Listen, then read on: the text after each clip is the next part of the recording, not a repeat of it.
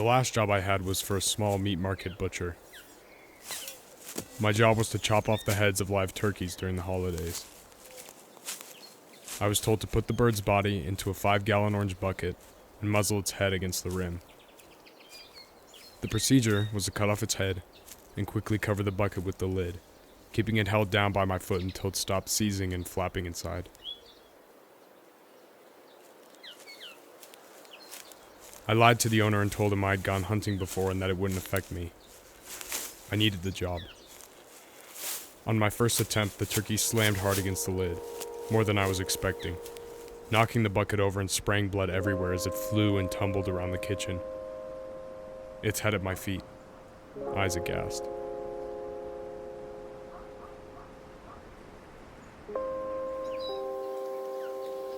I got laid off after that.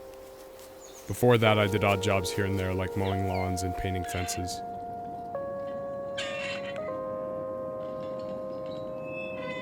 I remember seeing our neighbor beheading daffodils in a judo suit and trying to scare people on the bus.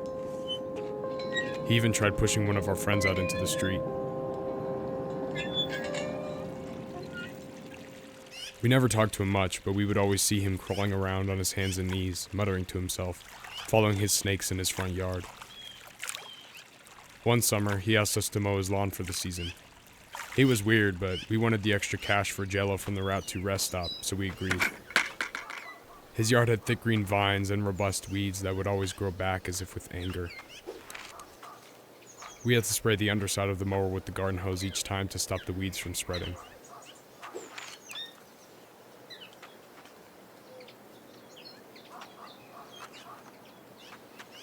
One time we ran over one of his snakes wriggling in the tall grass, hearing a chop too soft to be a stick and too full to be a thick grass patch.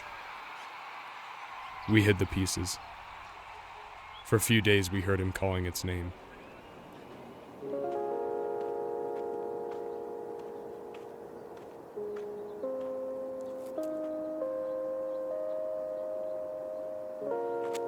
That was the same year I got arrested for stealing a traffic cone. A cop saw it reflecting in the trunk of my car on the bridge over the Clackamas River that runs parallel to Route 2.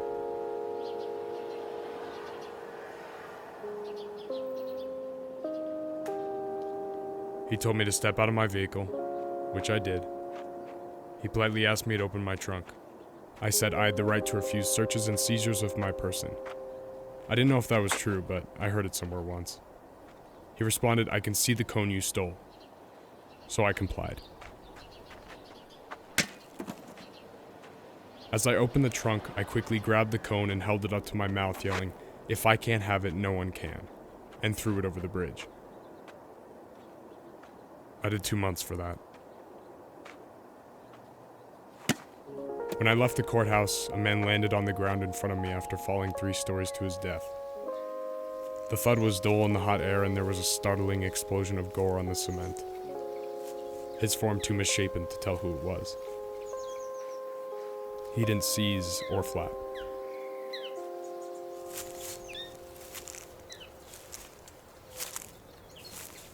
I had to leave town after that to make my own way, but it all felt the same, so I gave up and moved back home. It's not too bad living here though. For example, this one time, I found a whole crate of green jello mix off this sharp bend in the interstate where semis turn too fast and lose cargo into the woods beyond. That night, I made 4.5 pounds of jello and stored it all in sandwich bags on the back porch to keep them chilled because the fridge was full. The next morning, I found the stash decimated by critters. Selfish bastards. People say that more than watchmen wait for the morning, but I've never seen anything change. This place was special before all this. I don't know if it ever will be again. Everything must die. That's the truth. Critters aren't aware of the inevitability of their own death. Critters live in the present. Humans can't. So they invented hope.